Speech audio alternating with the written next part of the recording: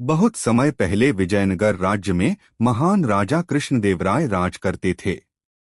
उनके दरबार में एक बहुत ही बुद्धिमान और चतुर व्यक्ति था, तेनालीरामा।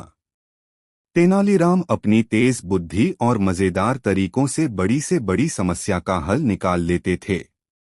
एक दिन महल में बड़ी परेशानी खड़ी हो गई।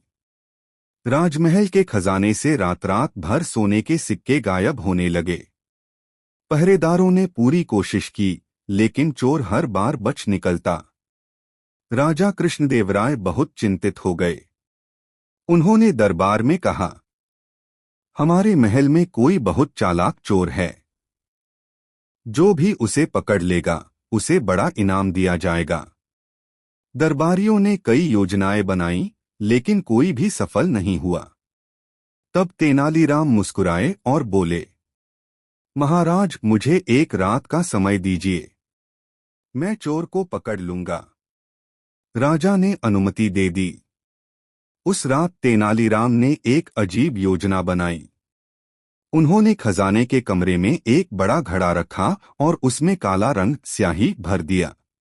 फिर उन्होंने उस घड़े के ऊपर सोने के कुछ चमकते सिक्के रख दिए।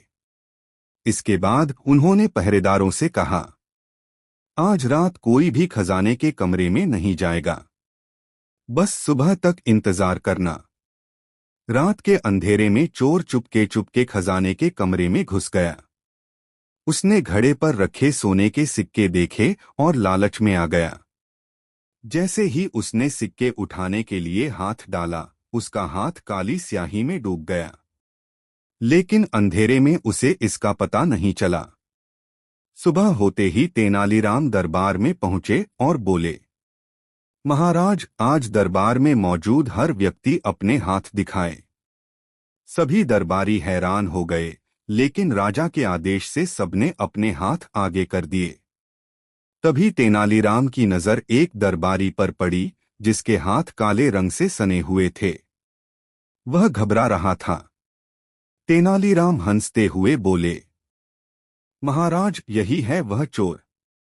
रात में इसने घड़े से सोने के सिक्के उठाने की कोशिश की, इसलिए इसके हाथ स्याही से काले हो गए।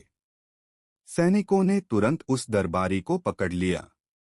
डर के मारे उसने अपना अपराध स्वीकार कर लिया। राजा कृष्णदेवराय बहुत खुश हुए और बोले, तेनालीराम, तुम्हारी बुद्धि सचमुच अद्भुत है। तुमने बिना किसी शोर शराबे के चोर पकड़ लिया। राजा ने तेनालीराम को सोने के सिक्कों से भरा इनाम दिया। तेनालीराम मुस्कुराए और बोले, महाराज, चोर कितना भी चालाक क्यों न हो, बुद्धि के सामने उसकी चाल ज्यादा देर नहीं चलती।